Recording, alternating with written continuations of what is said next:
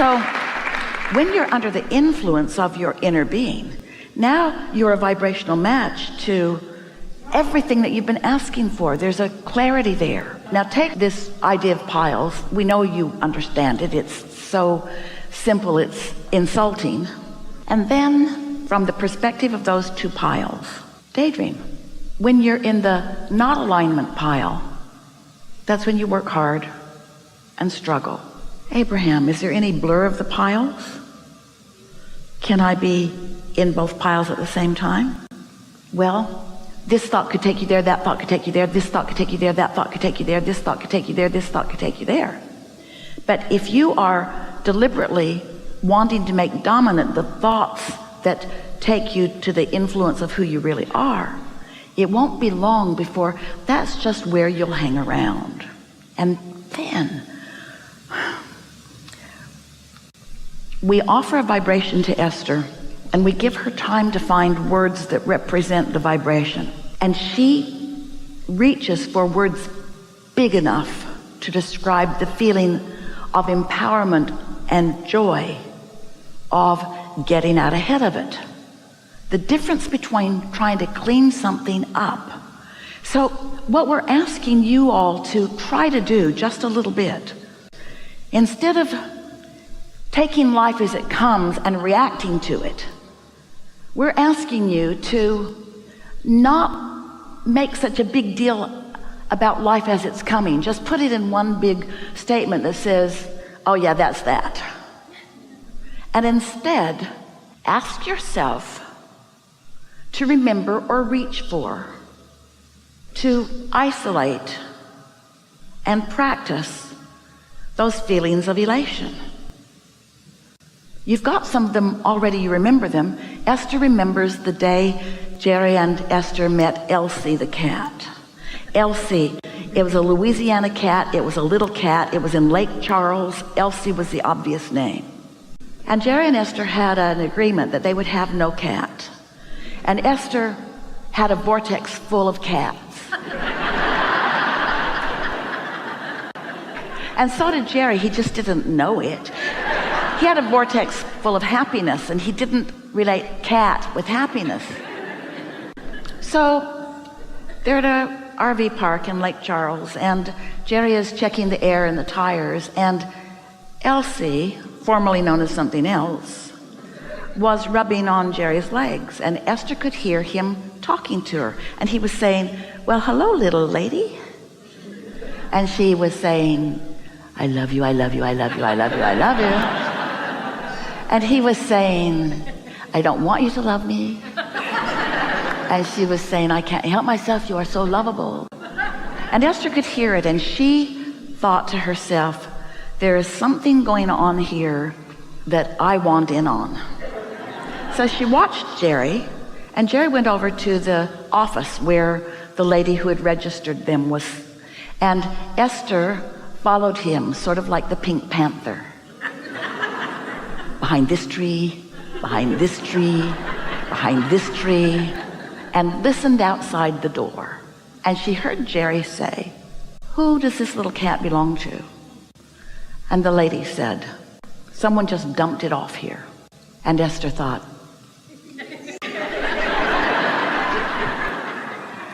and so Esther didn't say anything to Jerry. Jerry didn't say anything to Esther. And that night, well after dark, someone is knocking at the door. And it is this woman. She has this cat in her arms. And she says, my husband and I have talked about this, and we think you should take this cat with you. In their monster bus. But they were only one night away from home. And Esther said, I signed a prenuptial agreement. You have no idea what a long story this is. That it is so unlikely, but we'll talk about it. Thank you very much. And so in bed that night, Esther couldn't sleep because she so wanted the cat. And in bed that night, Jerry couldn't sleep because he so didn't want the cat. And Esther said, what do you think about this? If when we wake up in the morning, that cat's nowhere around, we'll just get in our bus and off we'll go, and that'll be the end of it. But if this little cat is waiting at our doorstep, then we'll take her with us. And Jerry said, all right. So they got up before dawn, had breakfast. Esther opened all of the window shades.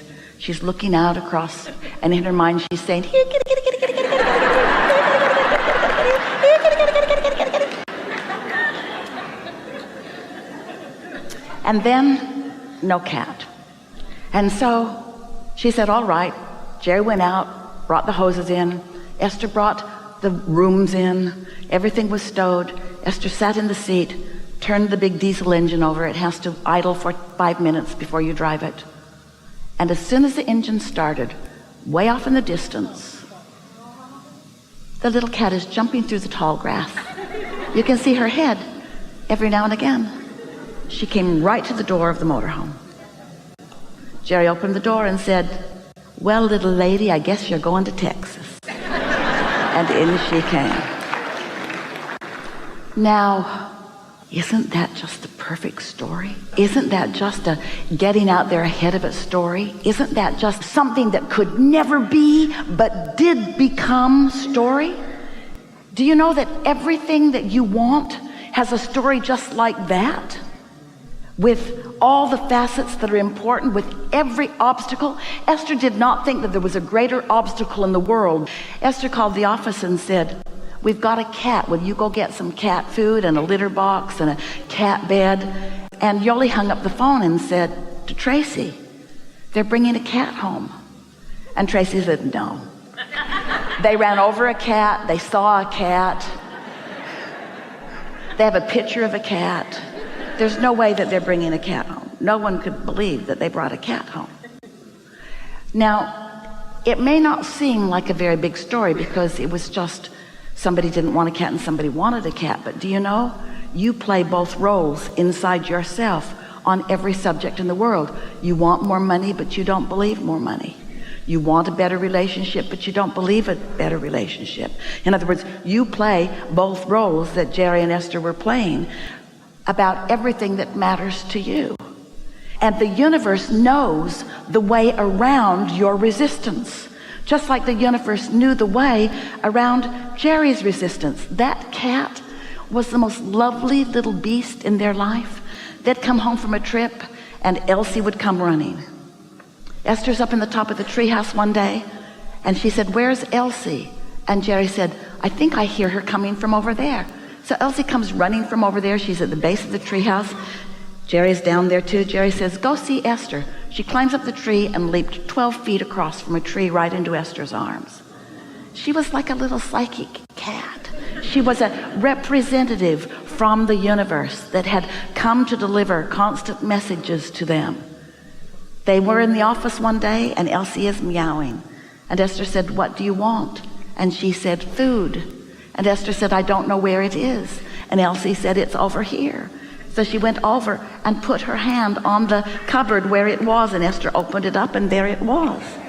This is a vibrational being in a vibrational universe who has intentions too.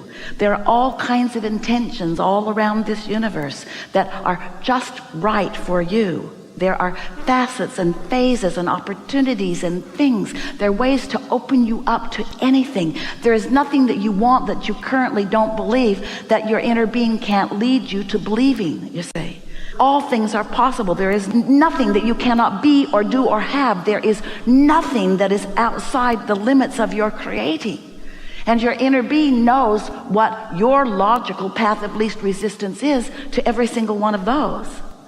And so, if you would just decide that you're going to make yourself as resistance-free as possible, which means struggle less, face problems less, try to solve problems less, daydream more, criticize less, praise more, laugh more. It's so simple to hook up with who your inner being is.